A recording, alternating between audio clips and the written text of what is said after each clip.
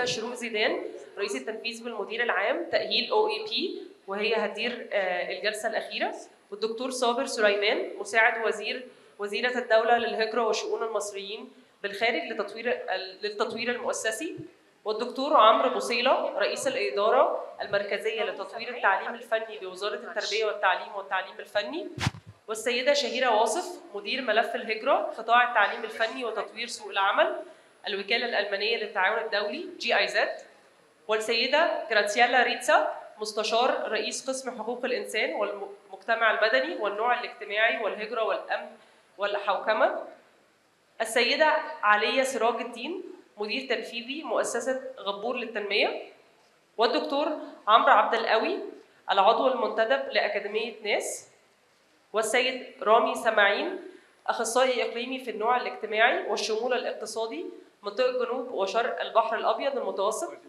البنك الاوروبي لاعاده الاعمار والتنميه. اتمنى لكم جلسه جميله وثريه. شكرا.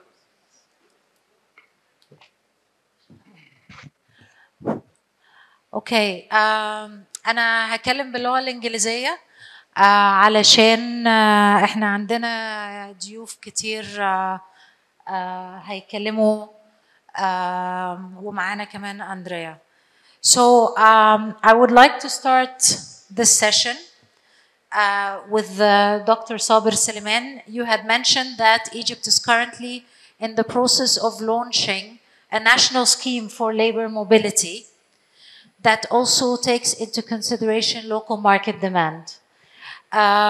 Can you please tell us what are the key elements of this national scheme and what is the anticipated role of international organizations to facilitate the creation, adaptation of procedures, regulatory frameworks for the setup of multilateral agreements with host countries? تفضل يا دكتور صابر. Thank you. Thank you. I will try to be okay. بس ممكن يشتغل الاول كده تمام. اوكي. هحاول اميكس عربي وانجلش عشان نقدر في الوقت الضيق. اولا احنا اعتمادا على الجهود الحاليه للتعاون زي ما اشرنا للدراسه اللي مع EBRD لدراسه الاسواق وبشكل تفصيلي ازاي نقدر نستفيد من ان احنا نبني ناشونال سيستم فور ليبر موبيليتي بالمشاركه مع كل الجهات والانفولفمنت من كل البابليك والبرايفت ستيك هولدرز استجابه لطلبات اسواق العمل الخارجيه. على نفس التوقيت شغالين مع GIZ في اكتر من محور على الارض. يمكن نقول ابتدينا من اكتوبر 2017 وانتهينا في نوفمبر 2020 ان احنا ننشئ اول مركز للهجره والتوظيف واعاده الادماج كمركز قائم ليه مهام وليه اتفاقيات دوليه بتحكمه في اطار مشروع الهجره من اجل التنميه كنموذج existing على الارض عشان نضمن السستينابيلتي، اضمن الانتجريشن ويبقى موديل تنفيذي، مش هنشتغل على دراسات، هنشتغل على الارض. وبرضو كان حظنا كويس ان في اطار مشروع تم، وده مشروع متعدد الاطراف بوجود الاتحاد الاوروبي وبدعم برضو من الجانب الالماني وبتنفيذ مع شركاء التنميه الدوليين GIZ وIOM وILO وبمشاركه كل الجهات الوطنيه. احنا شغالين على محور اللي هو برضو تعزيز المسارات الهجره الامنه، وازاي نوصل بالتجربه لحاجتين: ازاي اقدر اعمل انتجريشن حقيقي اقدر اوصل منه لناشونال سيستم فور ليبر موبيليتي، وازاي اتست الميثودولوجي دي او السكيم دي على الارض عشان لما نصيغ الاستراتيجي دي بالاكشن بلان بتاعتها بكل الاجراءات المطلوبه يبقى تيستد اون جراوند وشفنا ايه المتطلبات وايه التريتس اللي ممكن تقابلنا وازاي نتغلب عليها. وبناء عليه احنا شغالين حاليا نعمل التكامل مع كل الجهات في ان يبقى في ناشونال استراتيجي فور ليبر موبيليتي. هتتضمن ايه؟ تتضمن كل المتطلبات اللي يحصل بيها ماتشنج ما بين احتياجات سوق العمل في الانترناشونال ماركتس بالتركيز على اليوروبيان ماركتس والجلف ارياز. وبالمناسبه برضو احنا شغالين خلينا نقول اكبر سوقين موجودين عندنا. السوق الالماني بيمثل اكبر واكتر الاسواق اللي فيها مش هقول تعقيدات بس فيها اجراءات ومتطلبات كتير نظرا لطبيعه السوق دوت. فاحنا ابتدينا بالسوق الالماني. وعلى الجانب الاخر في حوار مع الجانب السعودي ومتطلباتهم، وفي ضوء التعديلات في منظومه العمل والتشغيل داخل المملكه ازاي نستجيب لمتطلباتهم المستقبليه ويبقى في تعاون استراتيجي قائم على استيفاء كل المتطلبات للهجرة الآمنة لاحتياجات المملكة في المرحلة القادمة. فاحنا شغالين على أكبر سوقين في التو ديستنيشنز أو زونز شغالين عليها. طيب هنعمل إيه؟ لما بنقول إن احنا أول مرحلة في الاستراتيجي دي أو في اللي اشتغلنا عليه مع الجي اي زد في التم على الستاندرد اوبريشنال بروسيدورز اللي هي تبقى البيز مع الدراسه بتاع الاي بي ار دي على اني احط ماتشنج للليبر ماركت نيدز مع الافيلابيلتي داخل اللوكال ماركت. احنا بنحط المين سيكتورز الريكوايرمنتس داخل كل دوله. جوه السيكتورز دي ايه المين اوكيوبيشنز المطلوبه ليها هاي ديماند وايه الليفل اوف كواليفيكيشنز المطلوبه في كل فرع او كل سيكتور مطلوب. وبعد كده بنعمل زي ماتريكس الافيلابيلتي في السوق فيرسز البريورتيز المطلوبه في الخارج. طيب عندنا في الورك فلو تو اوبشنز ان هي افيلبل او نوت افيلبل. طب لو هي افيلبل هناخد المسار اللي هو ازاي اعمل ساتسفاكشن للكواليفيكيشنز المطلوبه من اي مستوى من التعليم او الباحثين عن العمل او اللي اوريدي في الورك فورس وعنده الرغبه في الهجره. لو مش موجود عندي افيلابيلتي في مسار تاني في الاستراتيجي ازاي ان احنا مع التربيه والتعليم مع التعليم العالي مع الوزارات المعنيه يتخلق بروجرام او مسار يستوفي الريكوايرمنتس بتاعه اللي هي في الموست بريورتي جوبز او بروفيشنز وبالكواليفيكيشنز المطلوبه ليها وازاي ده يتم سواء على ميديوم او لونج تيرم. وبناء عليها بنبدا نحدد الجوبس اللي هنشتغل عليها. بعد كده بنخش على مرحله الكول فور الابلكيشنز وده ابتديناه بشكل بسيط وبعد كده وصلنا لرؤيه ان يبقى موجود بلاتفورم يبقى الناشونال بلاتفورم ده تتعرض عليه كل الاوبورتيونيتيز الموجوده في فرص العمل في الخارج بالكواليفيكيشنز المطلوبه بالريكوايرمنتس كلها بحيث ان يبقى البلاتفورم دوت ان انا بخلق ميكانيزم من خلالها يحصل عمليه الفلتريشن عمليه الابلاينج وعمليه الفلتريشن وعمليه السكريننج للموست ماتشنج ابليكانتس على الكرايتيريا والاوكيوبيشنز المطلوبه بكل تفاصيلها. بحاول اقولها بشكل بسيط وموجز لان الموضوع فعلا اتس هيوج وحضراتكم ادرى مني بالموضوع دوت. بنبدا بعد كده يبقى في كل خطوه بتتم بانفولفمنت من الجانب الديماند اللي هو احنا عندنا مثلا البيئه في المانيا هي مسؤوله كوزاره العمل مع البرايفت سيكتور او اللي هو صاحب الاوبورتيونيتي كاللي هو اصحاب العمل مع انفولفمنت من الجهات اللي عامله البروفيزيشن من الجانب المصري. انا عندي وزاره التربيه والتعليم وزاره قوى عامله وزاره التعليم وزاره الصناعه سياحه كل البارتنرز موجودين leaving no one behind. خلاص كله يبقى integrated ويبقى involved في practical roles بعد كده بيحصل لما يحصل الانيشال سيلكشن بيبدا يتعمل، على فكره بيتعمل خلينا نقول ايه، بيبقى في بعض التيستز اللي بتتعمل سايكومتريك تيستز وتكنيكال تيستز، وبيتعمل اكتر من مرحله عشان يحصل السلكشن. وبعد كده بنوصل لاهم بقى مرحله بعد ما يحصل الانيشال سيلكشن، ال recognition for qualifications.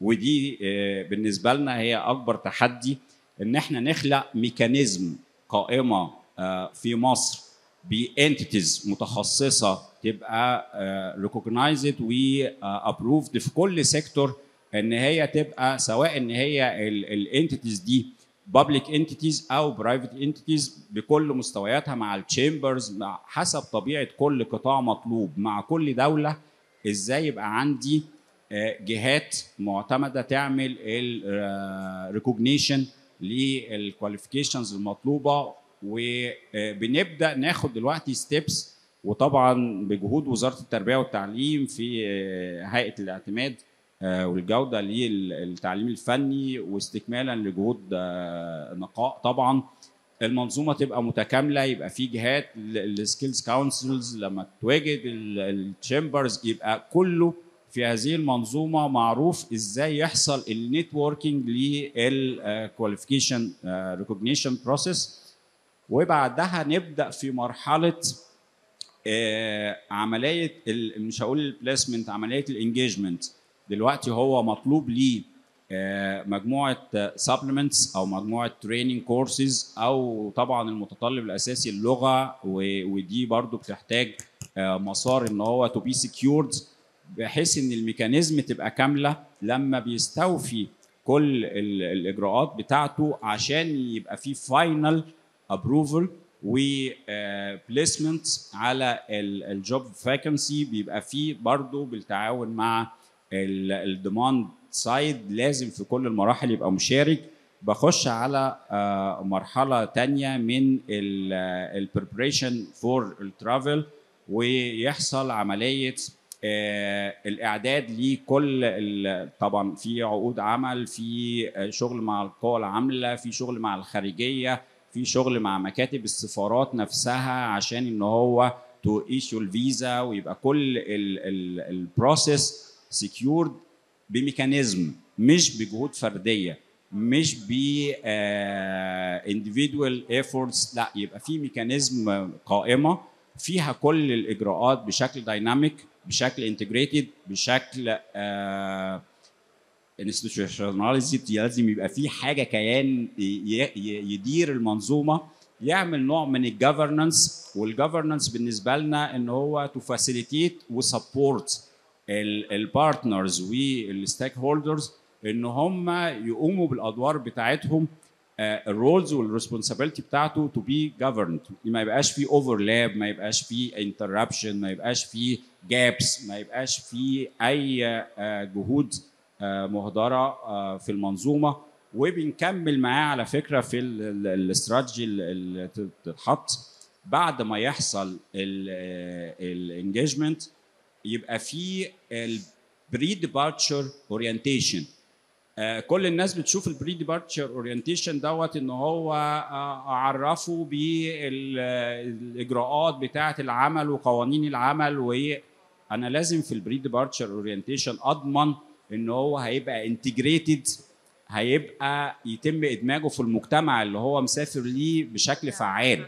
احنا محقق يعني الهدف بتاعنا ان احنا نحقق التنميه في التو سايدز، في بالنسبه للسورس كانتري اللي هي دوله مصر، وبالنسبه للديستنيشن كانتري، ازاي ان انا اضمن ان دوت يبقى خارج فعلا يحصل انتجريشن في المجتمع، ويبقى عنصر فعال في المجتمع اللي هو مسافر فيه. وازاي ان هو اللغه بتاعته ما تبقاش بارير، عادات، تقاليد، قوانين، اجراءات، فكل حاجه تبقى في الموديولز اللي خاصه بالبري ديبارتشر اورينتيشن تبقى متكامله وديزايند مع الديماند سايد. يعني مش انا اللي هقول له ايه اللي انا عايزه عشان يقدر يعيش بيه بره، لازم في السيكتور دوت، في المقاطعه دي، في طبيعه الحياه اللي انت رايحها هتعيش ازاي كسوشيال وكشكل اجتماعي وشكل انساني وقانوني وبكل شيء.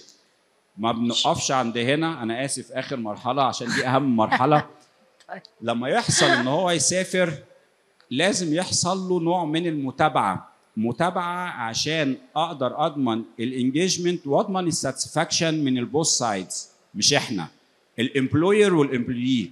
لازم نضمن ان في منظومه متابعه تكمل معاه من خلال السيستم، انه في خلال 3 شهور 6 شهور سنه حصل ريال انجيجمنت، حصل لو في اي معوقات او اي مشاكل قابلته ازاي يبقى ليا تدخل بشكل ممنهج عشان نضمن استمراره وبقائه وجيننج للاكسبيرينس والاوتكمز المطلوبه. فعشان كده بنقول هي اللي احنا بنقوله في ال10 دقائق عشان ما بقاش اوت، ازاي ده يتم بشكل انتجريتد بتكامل مع كل الجهات. احنا اوريدي ابتدينا وان شاء الله مكملين مع حضراتكم، وميرسي جدا. ميرسي حضرتك يا دكتور صابر، شكرا لحضرتك. ننتقل إلى وزارة التربية والتعليم والتعليم الفني، دكتور عمرو بوصيلة. Labor supply has proven challenging to meet demand trends, both locally and internationally. The opportunities of labor mobility of TVET graduates requires the operationalization of unified processes and systems for the recognition of qualifications and skills against countries of destinations. What mechanisms is the government placing to facilitate the assessment and recognition of qualifications and skills? And what is the plan to fulfill the immediate demand requirements? تفضل يا دكتور عمرو. دي شروق. الحقيقه انا عايز اختصر جدا المجهودات لكن عشان ما اكررش الكلام اللي اتقال. احنا سمعنا من اول السيشنز اللي اتقالت في الصبح معالي النائب دكتور محمد مجاهد، واعتقد اكد على كده معالي الدكتور رضا حجازي وكمان دكتور هالة السعيد على فكره ان احنا غيرنا المناهج بتاعتنا للكومبتنسز. ده بيخلينا على الستاندرد العالمي عشان لما نبدا نكمبيت بالخريج بتاعنا مع الخريجين في دول العالم الاخرين هيكونوا على نفس المستوى اللي احنا بنأمله واللي احنا بنشتغل عليه. دي اول حاجه. الحاجه الثانيه فكره الكواليتي اشورنس. طبعا ذكر برضو في السيشنز بتاعت الصبح الناشونال كواليتي اشورنس اللي هي اتقان. ازاي ان احنا بذلنا مجهود كبير جدا كوزاره في الموضوع ده عشان نحط الهيئه دي للنور او نحطها في مقام التنفيذ. والحمد لله اليومين دول ان شاء الله هيكون عندنا البايلوز بتاعه اتقان اللي هتتقدم لدوله رئيس مجلس الوزراء اللي بدوره هيقوم باقرارها وتعيين القائمين على هذه الهيئه. وده اللي هيحقق لينا فكره ضمان جوده التعليم الفني لكل مقدمي هذه الخدمه سواء كان وزاره التربيه والتعليم او وزاره الصناعه او غيرها من الوزارات. دي الحاجه الثانيه. الحاجه الثالثه اللي اتكلموا عليها النهارده الابلاي تكنولوجي سكولز والسي او سيز. الابلاي تكنولوجي سكولز والسي او سيز فيهم كرايتيريا ثابته اللي هي الانترناشونال اكريديتيشن، واعتقد ده اهم معيار نقدر نعتمد عليه عشان يكون عندنا خريج مواصفات عالميه بالمعنى المتعارف عليه دوليا. كل دي مجهودات قامت بيها الوزاره عشان نضمن جوده خريج التعليم الفني. مش كده بس، في حاجه مهمه جدا الحقيقه بيشاركنا فيها اتحاد الصناعات والبارتنرز بتوعنا من البرايفت سيكتور، ان احنا خلينا في ممثل من البرايفت سيكتور في امتحانات الدبلومات الفنيه. ده برضو بيعمل كواليتي اشورنس ان الخريج بتاعنا فعلا كومبيتنت وفعلا ان هو جدير بان هو يقوم بهذا العمل في الليبر ماركت. كل ده مع الليبر ماركت نيدز اللي احنا في تواصل دائم مع مختلف الانتيتيز بتاعه البرايفت سيكتور عشان نعرف ايه هي الفيوتشر جوبز. مش كده وبس، احنا كمان عملنا عمليه تحديث للاوكيوبيشنز اللي احنا بندرس على اساسها الكريكولم بتاعتنا بحيث انها تبقى ادابتد مع الليبر ماركت نيدز سواء ناشونالي او انترناشونال. دي المجهودات الرئيسيه بالنسبه للسؤال الاول اللي حضرتك سالتيه. في الحقيقه في كمان نقطه تانية حابب اتكلم عليها، ان احنا من خلال المشروعات اللي الوزاره ممثله فيها زي تام وغيره سعينا ان احنا نحط الناشونال كواليفيكيشن فريم ورك عشان يبقى عندنا كرايتيريا بنتكلم عليها لمواصفات الخريج اللي هنقدر نسهل له عمليه تيسير انتقاله لدول العالم وخاصه الشريك الاكبر بتاعنا المانيا. كل ده واحنا عندنا مشروعات متعدده في الوزاره مع الشركاء الدوليين، اهمهم طبعا الشركاء الايطاليين اللي احنا عملنا معاهم مشروع الابلايد تكنولوجي سكولز. ده في عجاله سريعه جدا. شكرا يا دكتور، شكرا على وقت حضرتك، شكرا. ننتقل الى دكتور عمرو عبد القوي. احنا بنتكلم على sustainable labor mobility schemes. How do we ensure access to relevant data, experiences, and other resources for employment interventions, both at the national and international levels? And how does that feed into the recognition of qualifications and occupational mapping to reflect new skills and occupations? Okay. I think يعني اسمحوا لي شروق اطلع من النقطة دي to answer it clearly. عايز اطلع لفوق شوية ان احنا نحط context، نحط اطار للمشكلة اللي احنا بنتكلم فيها ونوصل للحل. الاطار مهم ليه؟ لانه الاطار بيتغير. لو احنا بصينا احنا مشكلة هجرة العمل احنا بنتكلم فيها لعدة عقود، وعارفين ان في ديماند على العمالة المصرية، وعارفين ان احنا محتاجين نعمل شغل فيها وفي طلب عليها وهكذا للعالم الخارجي. لكن دايما بنحاول نبني كل المنظومة الأول، ودي مشكلة لأن الواقع اتغير. النهاردة لما نبص على حركة الهجرة العمالة في العالم هنلاقي إن هجرة العمالة من الجنوب للشمال قلت مقابل هجرة العمالة من الجنوب للجنوب. يعني ده تغير ملحوظ، وده ليه مصاحبه النهاردة؟ لأن النهاردة العالم دلوقتي شايف إن المستقبل الاقتصادي في مجموعات دول زي البريكس وزي الكيفيتس، وكيفيتس دول اللي هي كولومبيا واندونيسيا وفيتنام ومصر وتركيا وجنوب افريقيا. يعني هي دي الدول اللي العالم النهارده متوقع لها برياده في النمو الاقتصادي مصاحبه بالنمو البشري اللي موجود فيها برضه. ففي تغيرات على الساحه الدوليه في حته احنا رايحين فين والاحتياج الحقيقي هيبقى فين. فاذا احنا بصينا النهارده ان دي عوامل خارجيه وداخليا، ان احنا النهارده استراتيجيه مصر في انها تحافظ على النمو السريع بتاعها ده الاقتصادي مبني على العنصر البشري برضو بدرجه رئيسيه. وان النهارده هبص برضو على مجهودات الدوله في انها تبتدي تخرج نفسها من عمليه الاداره المركزيه، وطبعا منظومه المدارس التكنولوجيا التطبيقيه اول هام في الحته ده هي. يبقى لازم نبتدي نحط الحلول اللي احنا بنفكر فيها وطريقه تجميع المعلومات في الاطار التغيرات اللي بتحصل دي، انها اسرع بكتير من ان احنا نستنى لغايه اما المنظومه تكمل لاخرها، وان لازم يبقى في حلول سريعه بتحصل على الارض. القطاع الخاص عايز يتحرك اسرع، وعايز معلومات اسرع، وعايز الداتا دي تبقى تحت ايده اسرع، وعايز ياخد قرارات لانه بيشتغل النهارده ومش مستني بكره لما نخلص الانفورميشن سيستم ولما نخلص الادوات كلها.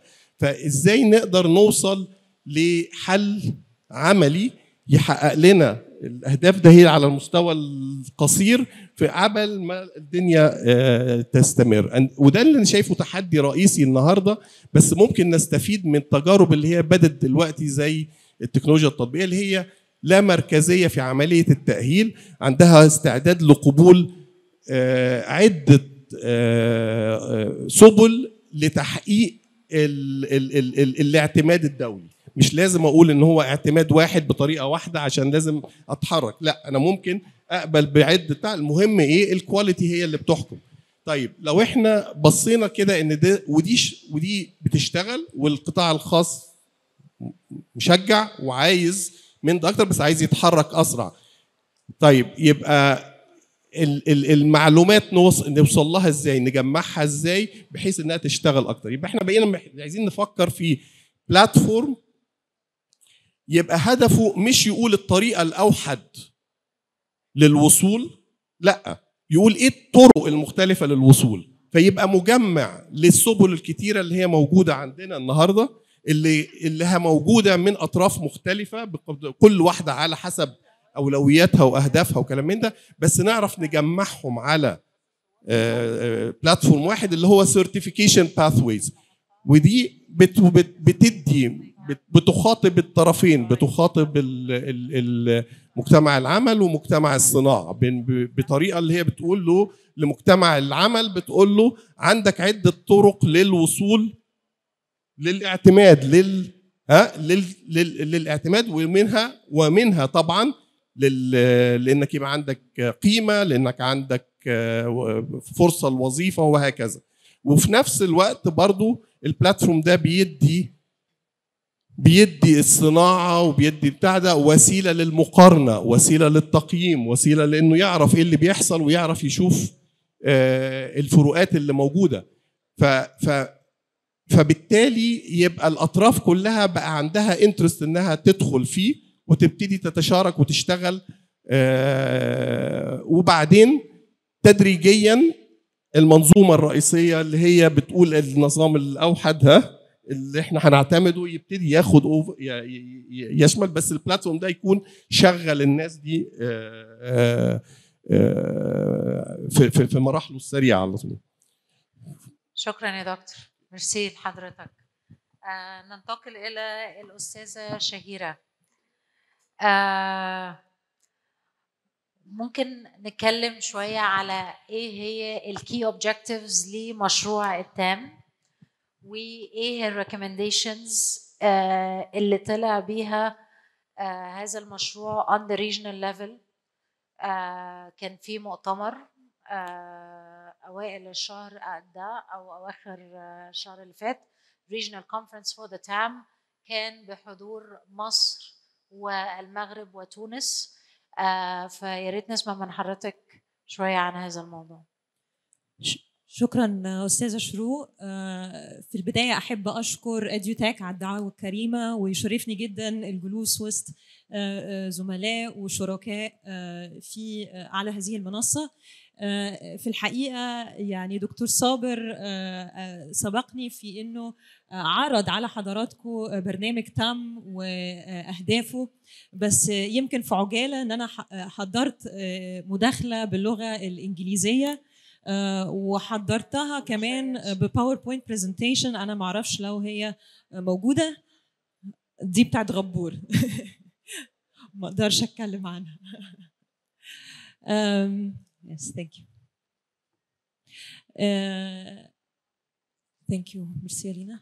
بس في الحقيقه انا حابه كمان اقول ان السنه اللي فاتت لما حضرنا الاديوتك في المعرض تم من جانبنا عرض الكول فور ابلكيشن اللي عملناها للطلبه والخريجين التعليم الفني، ومن خلال الاكزيبيشن السنه اللي فاتت قدم بعض من الناس اللي كانوا موجودين هنا على فرصه الهجره لألمانيا من خلال برنامج تام. فانا برضو حابه اشكر اديوتك على الفرصه اللي يعني قدرنا ان احنا نستغلها السنه اللي فاتت في هذا الصدد. I will switch to English, and very briefly I will simply give some pictures and some impressions of what Dr. Saber has already elaborated on. The TAM program is whoever came up with the name did a good job because they already described what it does. It's towards a holistic approach to labor migration governance and labor mobility in North Africa. It's funded by the EU and the German government and implemented, as it implies, regionally in Morocco, Tunisia, and Egypt, and in Egypt specifically by ILO, IOM, and GIZ, with a number of partners. Shuru, you asked what is the objective of TAM. It's to foster and increase mutually beneficial legal migration and mobility. This is the general objective, and the emphasis here is on mutually beneficial. There is an assumption that it is not mutually beneficial when we talk about migration. So here there is a responsibility also on the side of the Egyptian government to make sure that it is mutually beneficial, and that can be reached if we approach labor migration and mobility from a development-oriented point of view. And what holistic stands for in this aspect, and what labor migration and mobility stands for, is a set of aspects and pillars that we look at. We, through the TAM program, we look at governance of labor mobility and migration, which is implemented with the Ministry of Manpower and Social Solidarity. ILO and IOM support here. Skills with the Ministry of Higher Education, data with CAPMAS. We pilot mobility schemes, GIZ together with the Ministry of Immigration and Egyptian Expatriates Affairs. And last but not least, we look into dialogue and exchange also South-South as it has been mentioned. And to be very precise, we have the privilege to have piloted already a mobility scheme and can look into operationally what are the steps that Dr. Saber has already mentioned. Together with the Ministry of Immigration and the Federal Employment Agency in Germany, we managed to pilot a mobility scheme in the last years. We have been active since 2020. And very briefly, to just give you some pictures to what has already been said, we start with sector and candidate selection. And it is very important to, also in the context of this conference, because here we are talking about a mobility scheme that is targeted to technical education graduates. We are not looking at academics, we're looking at blue collars, and we're looking at specifically skilled workers and apprentices. Germany has a labor market that can absorb yearly up to 400,000 skilled workers, and this is why we are focusing in the mobility scheme on certain sectors that are provided to us by the Federal Employment Agency in Germany. We have conducted 7 rounds of calls for applications for the mobility scheme for these 2 tracks, the skilled workers and the apprentices. And these are the sectors that we have worked on that are mutually of interest for both Germany but also Egypt. And it is listed in the priority. So hotel and gastronomy comes first, followed by electricity and electronics, etc. And as Dr. Saber has already mentioned, we also helped the ministry establish a online application management platform, which is modular and can be adapted not just for mobility to Germany, but to any other country that the government wishes to engage in. So very briefly, also to take you through the next steps, after the selection of the sectors and the candidates, we undergo the pre-departure orientation, where the candidates receive language and intercultural training. We do so in collaboration with the Goethe Institute, as well as our GIZ team in Germany. Then, during the pre-departure orientation phase, we do the job preparation, and in that stage, we look into supporting our candidates with CV writing, with interviewing skills, and also the very rigorous process of the recognition of qualifications. In that stage, it is kind of a preparatory phase for what comes next. and that is the preparation for travel. For that stage, we need to look into getting a contract in Germany together with the Federal Employment Agency. Our candidates have interviews with German companies, and we help and support the candidates get all of their visa and travel requirements. And as it was said, we don't stop there. We help integrate our candidates in Germany. There's a team specifically in Germany looking into their integration and supporting them. And this is also Muhammad here in the bottom. He has already reached Germany a few months ago. Ms. Shuru, you asked also about the regional conference and very quickly the recommendations that were given there. And this is my impression of the recommendations. Also, the lessons learned that we can draw from the mobility scheme that has been implemented between Egypt and Germany.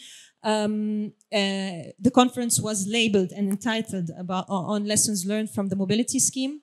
One is to integrate the nexus of migration, education, and employment policy and practices.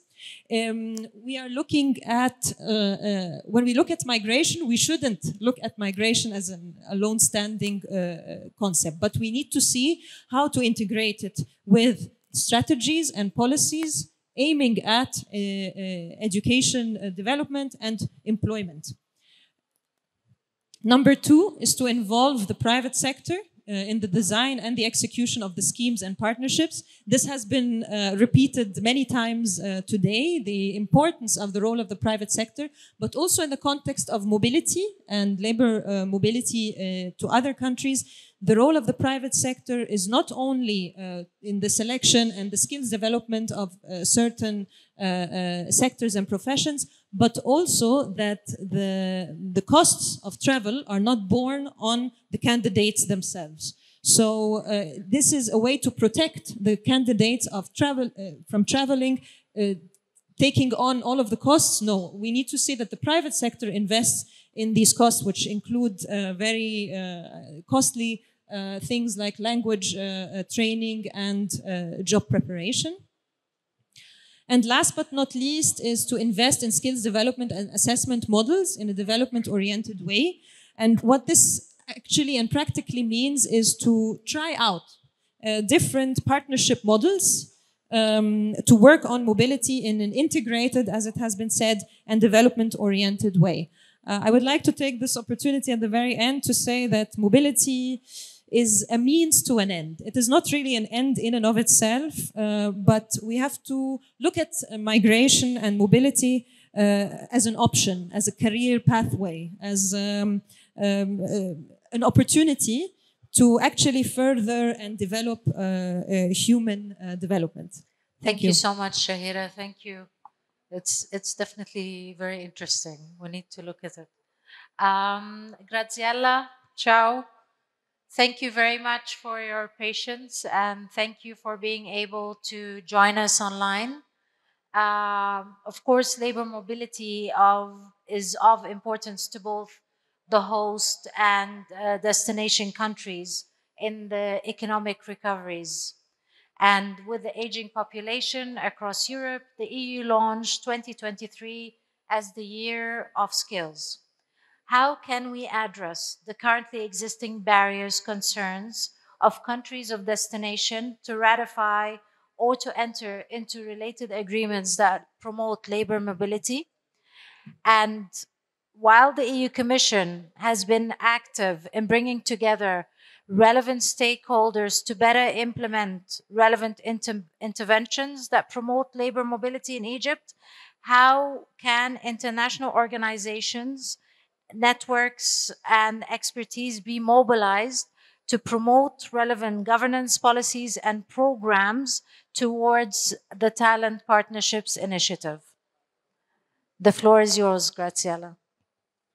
Thank you. Thank you very much. Can you hear me well? Hello. Yes, can you hear me? We can hear you. Yes, hello. Thank you very much. First of all, thanks for having accommodated the request to participate online. I would like really to compliment EduTech for the excellent organization of the event, and in particular for having hosted this specific discussion on migration, linking this to the future. This shows, and I would really like to hook with what Shahira has just said, that one of the takeaways of the TAM is really to look at the labor mobility not in isolation and not as a distinct aspect from where in one side we have technical and vocational training and on the other side we have migration, but as an organic support so that would facilitate mobility schemes. I would like to go back to your question on the year of skills. Now, a few days ago, there was a mission in Egypt on the European Training Foundation, and basically they have flagged that for Europe, there is already a system that is being used in terms of skills qualification, and that could be a very good basis of departure.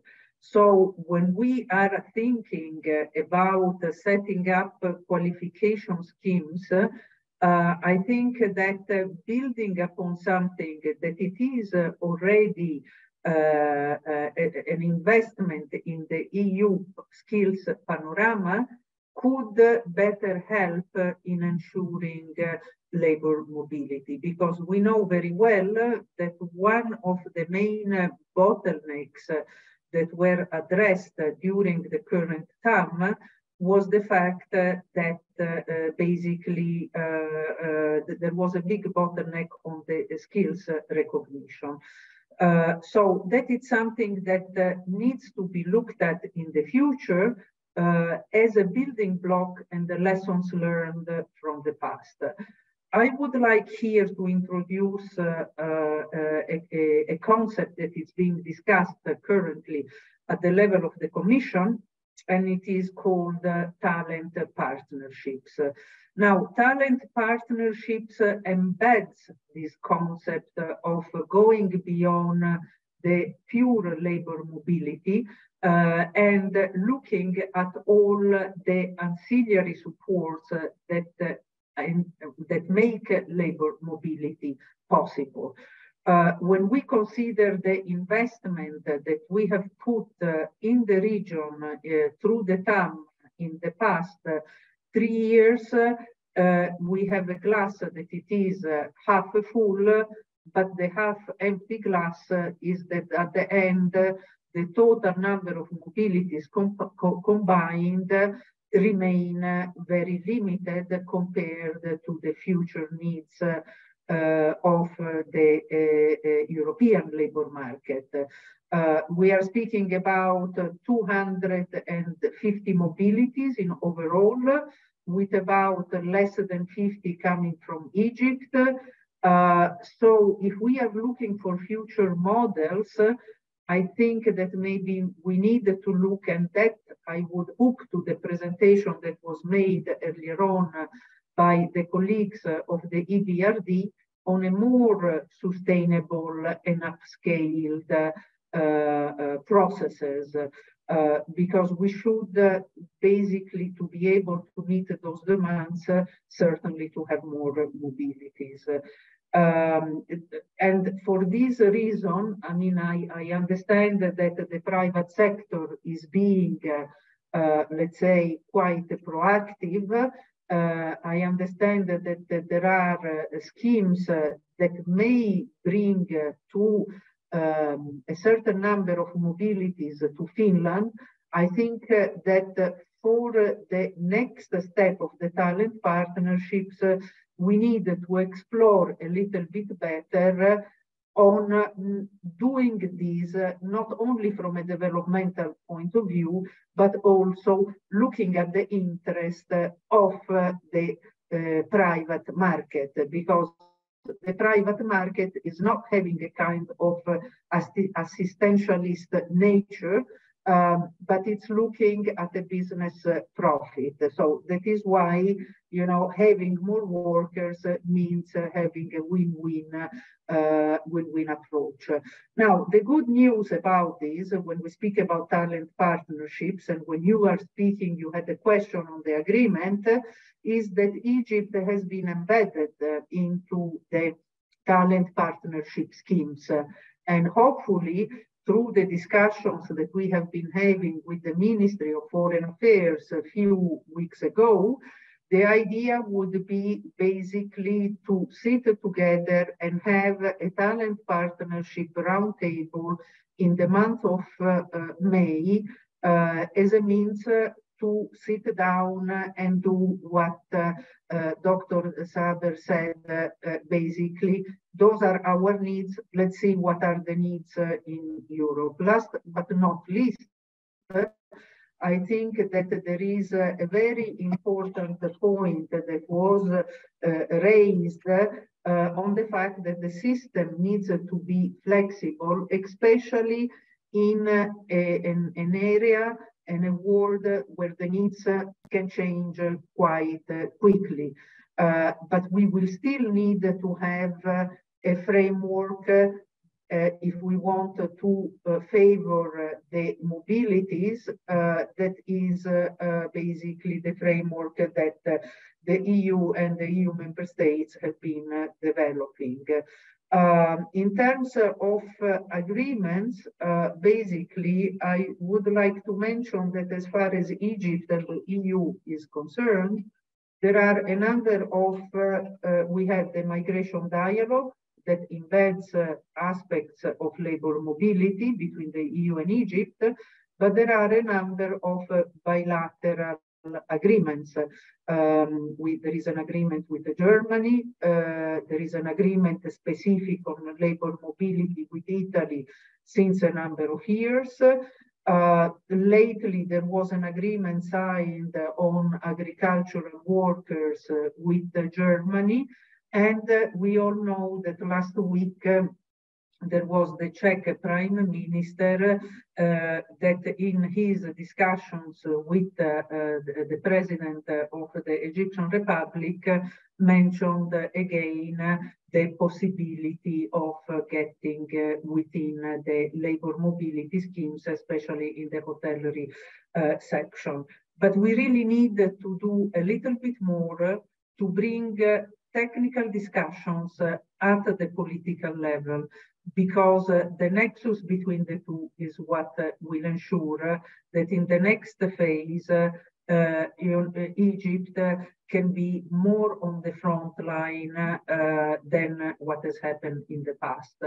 I think that I have exhausted my timing, and I'll give you back the floor.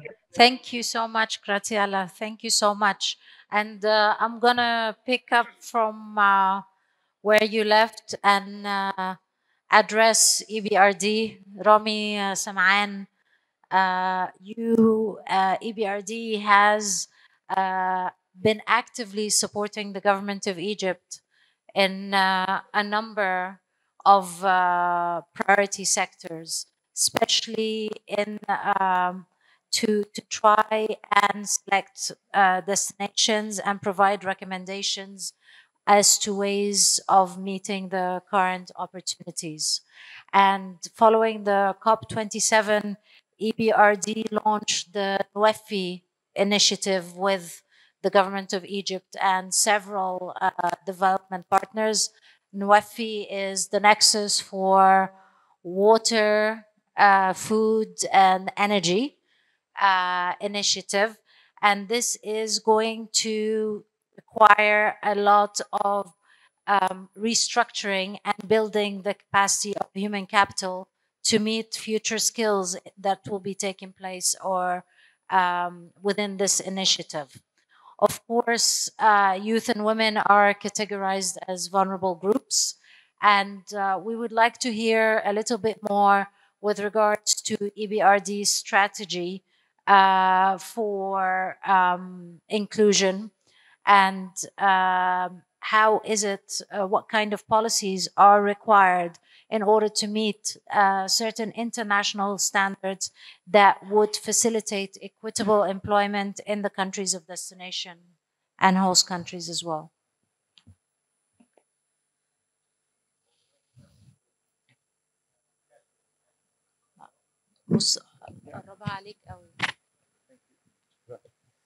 Thank you very much, Shuruk. First, thank you very much for inviting me to this panel. It's a great honor to be here among such distinguished panelists.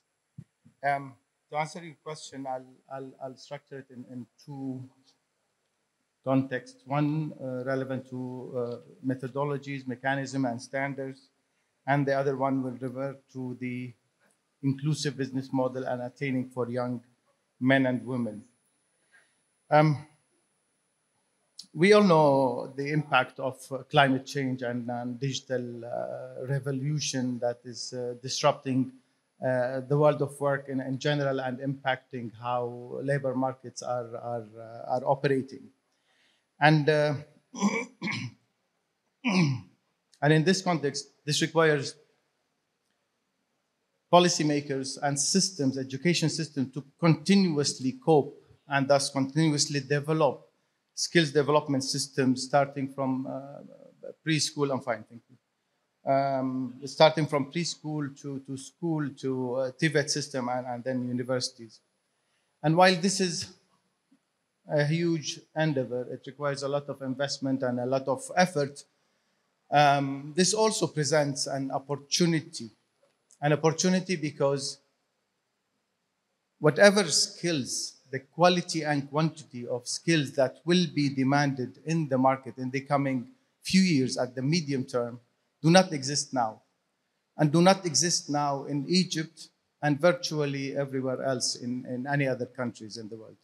So theoretically, countries that have a competitive advantage that has a heads up of upgrading their education system and skills development system will have that competitive edge for potential expedited economic growth at the macro level or the sectoral level.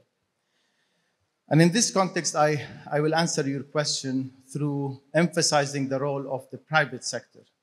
So one very important mechanism for ensuring meeting international standards for skills demands is basically a stronger partnership with the private sector that is driven by profitability and always seeking for competitive edges in line with economic transformation, green economic transformation, and digital transformation. And that inevitably reflects on the type of skills that will be needed to cope with this competitive edge.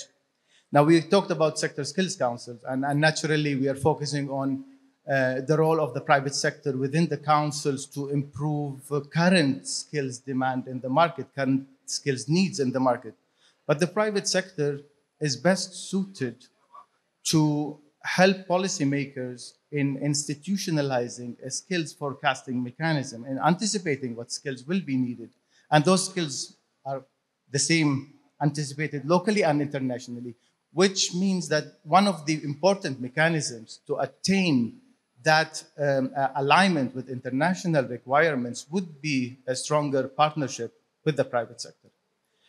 Now, in the context of mobility and labor mobility, maybe this can be shifted to bilateral relationships among private sector, quote unquote. So maybe one of the things that should be integrated as a mechanism for that is to invite industry partners from different countries, countries of destination, targeted countries of destinations, to Egypt, for example, and provide a demonstrational outlook of Egyptian skills outlook in Egypt. And that will improve and enhance the image and impression of industry partners from countries of destinations to the labor force and the skills development trajectory of Egypt.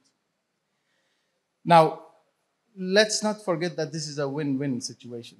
So countries of destination have equal vested interest as countries of origin, because for obvious reasons. Let's not go into the details. So countries of destinations also have vested interest in receiving qualified labor, and countries of origin are interested in exporting those qualified labor. Now, it takes two to tango, which means that it's to both countries' interest to devise proper and the right mobility scheme. And that leads to another sort of a mechanism for ensuring alignment with international standards, maybe on the bilateral level at least, is a proper established policy dialogue between country of origin and country of destination to formulate mediation agreements between the two countries. But that could also shift at the macro level, and could also be done at the sectoral level, where maybe at the sectoral level jointly design sector-specific strategy and establish bilateral recognition agreements and mechanisms between countries of operations and countries of destination. Now, you mentioned the COP and WAFI, and I think one of the most important mechanisms that should be integrated into the design of policies relevant to mobility schemes is the just transition approach. It is a mechanism that needs to be integrated into the design of the strategies for equitable employment. Now, just transition, we all know that it aims to ensure the benefits of green economic transition are shared, while at the same time ensuring protection for young men and women from being left behind. At EBRD, we have 3 decades of advocating and investing in transition towards inclusive and sustainable market economies. And we have comparative advantage in supporting this green transition with our inclusive business model that focuses on the coping and updating the skills relevant to digital transformation and green transformation. I think I'll stop here. I think that covers it all. Thank you. Thank you so much, Rami. And on that note, Alaya. Thank you, Dr. Rami. We have been hearing throughout the day the importance of public-private partnerships, especially in closing the gap between supply and demand, and setting bilateral skills partnerships to encourage labor market trends. And so I would like to ask, because Ghabour has been one of the private sectors that has really focused and initiated the whole aspect of inclusion into their workforce. How have you addressed these schemes and the needs of workers in vulnerable situations, especially women? And what role does the private sector foresee in promoting the mutual recognition of qualifications and skills between Egypt and countries of destinations?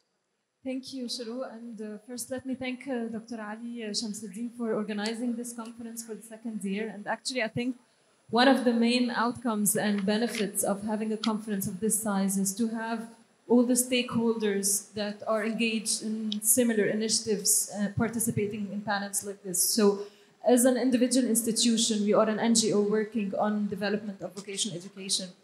And it's very thrilling to see how what we've been working on in recent years actually fits exactly within the national framework and what international organizations have been doing in terms of exporting qualified labor to countries of destination that actually need this labor. So let me start by saying that in 2017, when the foundation was established, what we thought or envisioned our mission to be was to bridge a gap between vocational education on one end and the local job market demand. So we foresaw that there was a huge gap between the needs of the local job market and what vocational education was there to provide, and we set out to do that. However, as we progressed, starting 2021, we started to realize that very soon we will have a surplus of labor. We will have a surplus of qualified technicians. And on the other hand, there's a huge demand when it comes to neighboring countries, when it comes to the Gulf region, when it comes to Germany in particular, European countries. A growing need is surfacing. So this is when we started to establish our own plan to, along the framework that we're hearing about today, to start preparing our students for the global job market. So I know the time is precious, but I would like to take 1 minute to show a video of how the school day runs within the schools, and you will see how this is very similar to what is done in international institutions. And then I will take a few minutes to discuss how we prepare our students to be ready for the global job market, and then finally share some opportunities and challenges that we encountered running pilot stage initiatives to match our students with the global job market. Thank you. So, video, please. Thank you.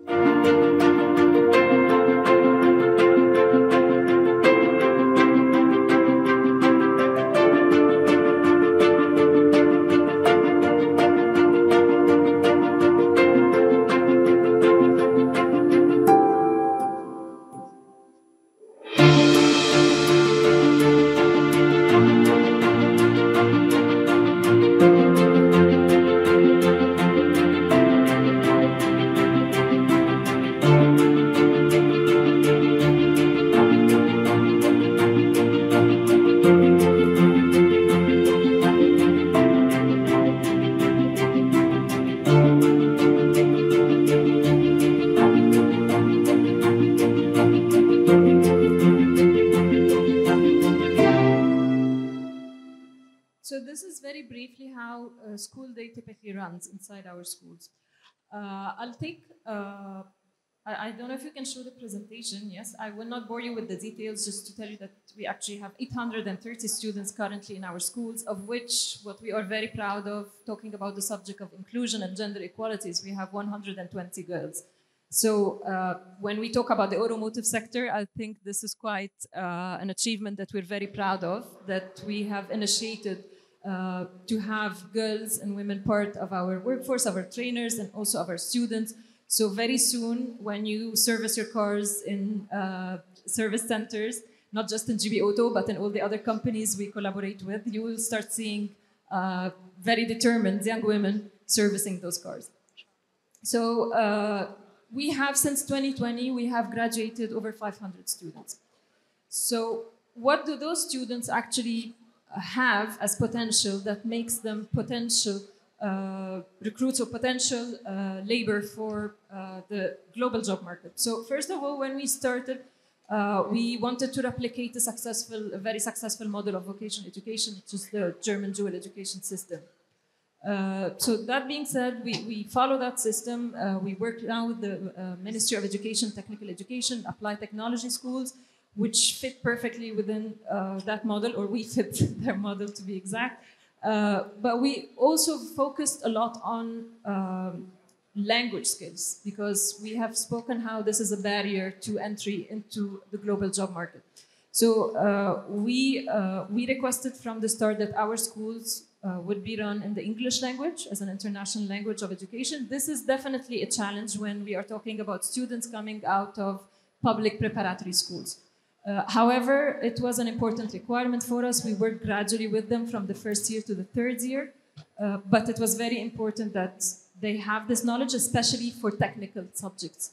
When it comes to technical language, the manuals are in English. So whether they work in the local job market and international job market, they must have this knowledge with them. But we did not stop at the English language, recognizing that Germany is one of the huge potential labor markets for the students. We also started introducing the German language as a basis for those students to study. So in addition to what they study in the school, they also have language courses that they receive together with the Goethe Institute. We also have a collaboration with them. So this has been very important to set them out at least with the basic level of readiness for the German job market.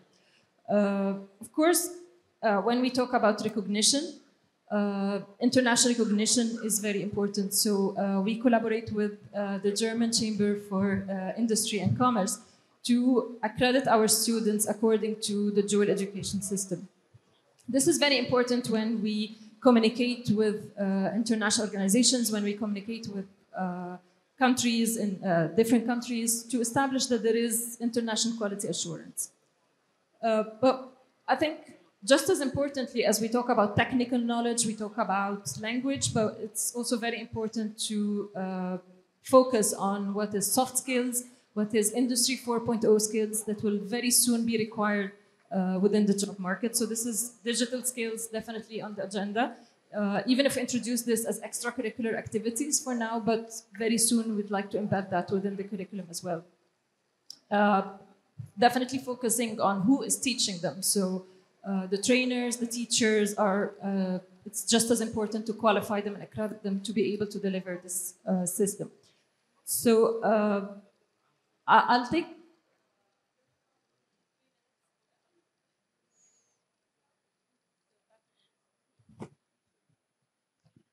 let me just convey to you some experiences we've had approaching different countries. So in 2020, we graduated our first batch of students, and we recognized the potential in them, particularly in some of them who had very relevant skills to the German job market. So maybe similar to what the TAM program is doing, but on a much smaller scale, as a pilot scale. We have selected outstanding students who have taken for the course of a year and a half language courses, very intensive German language courses, as well as additional technical courses.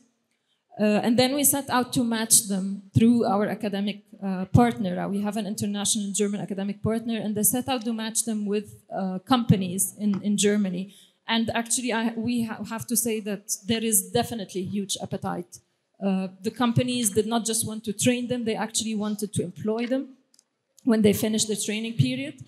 But actually what we're facing as a challenge right now is the visa process. So definitely, Dr. Saber, we will have to rely definitely on your experience and on the framework that is set out to work on that. We are thrilled to know of this initiative and definitely leveraging on that to facilitate the process. So yes, absolutely. So this is a pilot that is already in motion to work around that kind of matchmaking. We have also started initiating a campaign to reach out to the Gulf region because, yes, traditionally the Gulf region has relied a lot on South Asian technicians. And actually, when we approached them and we asked the question as to why not Egyptian labor, the reason was actually that there was no reason why not, but it was just the status quo. They had communities, existing communities of South Asian labor who were out there. They operated very well, but they were now reaching a point where there is a challenge when it comes to advanced technology, because with the new vehicles, with electric vehicles coming in, very soon autonomous cars as well, the existing labor does not fit that requirement. So when we approach them that we actually have students who are ready to deliver that kind of requirement, they are very welcoming to that. But again, we will reach a stage where we definitely need to fit within a gateway or a pathway that will facilitate this process as well.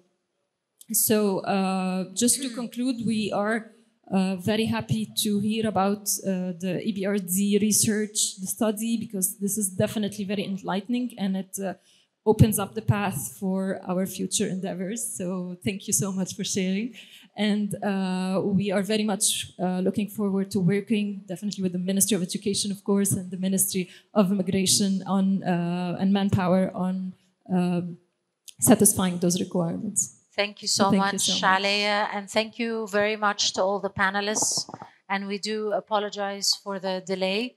I would like to ask Dr. Megahed and Biljana to please come on stage for a panel photograph. Yes.